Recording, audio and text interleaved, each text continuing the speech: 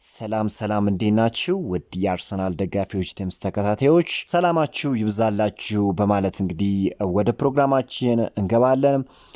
በቅድሚያ ግን ለቻናሉ አዲስ ሆናችሁ ቻናሉን ሰብስክራይብ እንደዚሁም ደግሞ ቪዲዮ ለብዙ ሰዎች እንዲደርስ ቪዲዮን ላይክ ማድረግ ፈጽሞ እንዳዘነጉ። በርካታ መረጃዎችን በዛሬው ዕለት ይዤላችሁ መጥቻለሁ። እስከ ፕሮግራማችን መጠናቀቂያ ድረስ አብራችሁን ቆዩ።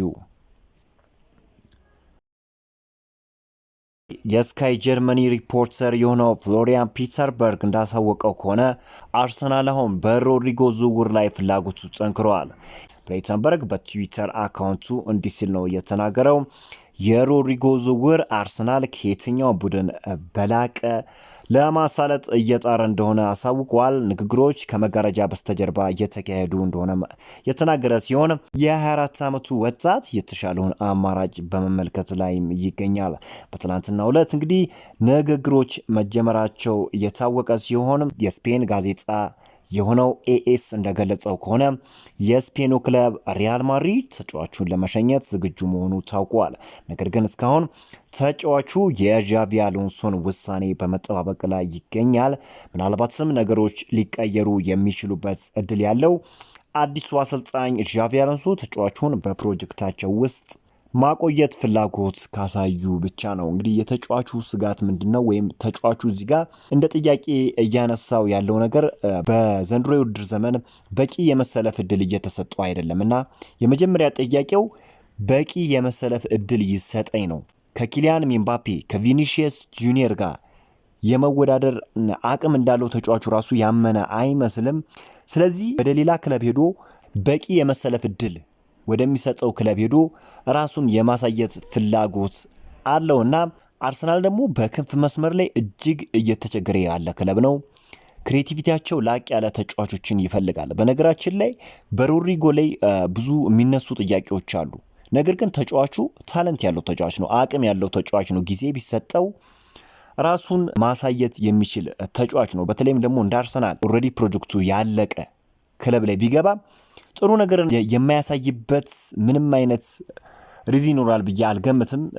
ለአብነት ያህል እንኳን ካይ ሃቨርትዝን መመልከት ችለናል። በቼልሲ ቤት እንዴት አይነት ጊዜን እያሳለፈ እንደነበረ። ሰሜን ለንደኑ ክለብ አርሰናል ከመጣ በኋላ ደግሞ በሚካኤል አርቴታ አማካኝነት ከፍተኛ የሆነ ለውጥን ማሳየት ችሏል።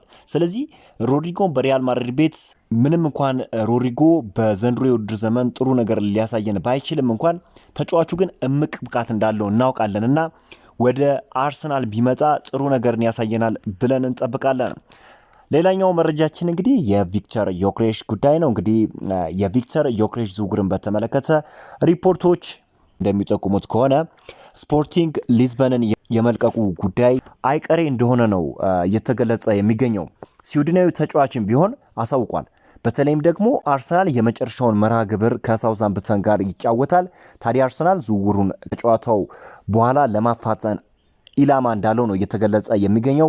ተጫዋቹ እንግዲህ እግሩ ፖርቹጋልን ከረገጠችበት ጊዜ አንስቶ በ101 ጨዋታዎች 96 ኳሶችን ከመረብ ማሳረፍ ችሏል።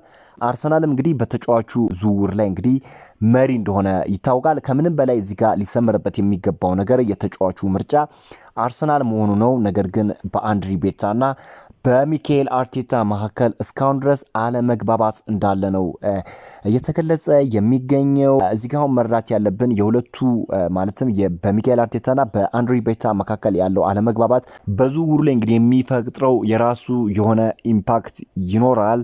ነገር ግን ቪክተር ዮክሬሽ ወደ አርሰናል ቢመጣ ብዙ ለውጦችን ያመጣል ተብሎ ነው የሚጠበቀው። እንግዲህ የቪክተር ዮክሬሽን አጨዋወት በምንመለከትበት ጊዜ እንግዲህ ተጫዋቹ በጣም ስትሬንግዙ ከፍ ያለ ነው። ኳስን ለረጅም ጊዜ ይዞ መጫወት ይችላል። ብዙ ጊዜ እንግዲህ ታርጌት ማኖች እና ሃላንድን መመልከት እንችላለን። ኳስን ለረጅም ጊዜ ይዘው መጫወት በጣም ሲቸገሩ እንመለከታለን። እሱ ግን ታርጌት ማን የሚባል አይደለም። ቨርሳታይሊቲም አለው። ወደ ክንፍ መስመር ሄዶ መጫወት የሚችል ተጫዋች ነው። ሌላኛው ደግሞ የአርሰናልን ፕሬሲንግ ያሻሽሏል ተብሎ ይጠበቃል። እንግዲህ በፕሬሲንግ አቅሙ እጅግ የሚደነቅ ተጫዋች ሲሆን በተለይም ደግሞ በቢልድ አፕ ላይ ተከላካዮች ስህተት እንዲሰሩ የሚያደርግ ተጫዋች ነው። እጅግ ፈጣን ነውና በፕሬሲንጉም የማይታማ አይነት ተጫዋች ነው። የጎል እድሎችን ለቡድን አጋሮቹ መፍጠር ይችላል። ይህ ሌላኛው ኳሊቲ ሲሆን ደግሞ ዋነኛው የሚታወቅበት ነገር ደግሞ ብዙ ጎሎችን በማስቆጠር ሲሆን አርሰናል በአሁን ጊዜ እንግዲህ እየተቸገረ የሚገኘው ጎል የሚያስቆጥርለት ተጫዋች ባለማግኘቱ ነውና የቪክተር ዮኬሬሽ መምጣት ከብዙ መስፈርቶች አኳያ አርሰናልን ያሻሽሏል ወይም ደግሞ ለአርሰናል ጥቅም ይሰጣል ተብሎ ነው የሚጠበቀው። የአርሰናሉ የመሃል ተከላካይ ጃኮብ ጊየርን ለማስፈረም በርካታ ክለቦች ፍላጎት አሳይተዋል። ነገር ግን የሰሜን ለንደኑ ክለብ አርሰናል የትኛውም ክለብ ተጫዋቹን ለማስፈረም ከፈለገ 60 ሚሊዮን ፓውንድ መክፈል እንዳለበት አሳውቋል።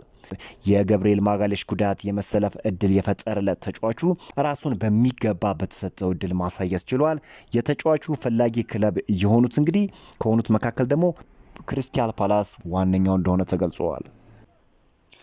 ቤልጂየማዊ ተጫዋች ሊያንድሮ ትሮሳርድ በአርሰናል የሚያቆየውን አዲስ ኮንትራት ለመፈራረም ተቃርበዋል። በአርሰናልም ሆነ በተጫዋቹ መካከል ከስምምነት ለመድረስ የተቃረቡ ሲሆን ምናልባትም ተጫዋቹ በአርሰናል ቤት የሚቆይ ከሆነ ገብርኤል ማርቲኔሊ የመልቀቁ ጉዳይ አይቀሬ እንደሆነም ተገልጿል። ምክንያቱ ደግሞ በክረምቱ የዝውውር መስኮት ከሁለት አንዱ አርሰናልን የመልቀቅ እድል እንዳላቸው ተገልጿል። እንግዲህ ኔዘርላንዳዊ ተጫዋች ጁሪየን ቲምበር በተሳካ ሁኔታ የቀዶ ጥገናውን ማድረግ ችሏል። ለብዙ ሳምንታት ይህ ኔዘርላንዳዊ ተጫዋች ከሜዳ ይርቃል ተብሎም ይጠበቃል። እንደ አድቫንቴጅ የሚቆጠረው ጉዳይ ደግሞ በቂ የማገገሚያ ጊዜ ያገኛል ተብሎ ይጠበቃል። ምክንያቱም ደግሞ ቀዶ ጥገናውን የፈጸመው በውድድር ዘመኑ መጨረሻ እንደመሆኑም አንጻር የማገገሚያ ጊዜ ያገኛል ተብሎ ይጠበቃል። በተያያዘ ዜና እንግዲህ ገብርኤል ማጋሌሽ እንግዲህ ከጉዳቱ አገግሞ ከቡድን ስብስቡ ጋር እንግዲህ ልምምድ ማድረግ ጀምረዋል። ይህ እንግዲህ ጥሩ የሚባል ዜና ነው። ምክንያቱም የውድድር ዘመንን አብሮ ከቡድን ስብስቡ ጋር የሚሰራ ይሆናል። ይሄ ደግሞ ለአርሰናል ጥሩ የሚባል ዜና ነው። የተከላካይ አማራጩንም ከፍ ያደርግለታል ተብሎ ይጠበቃል። አልቋል። በቃ ውድ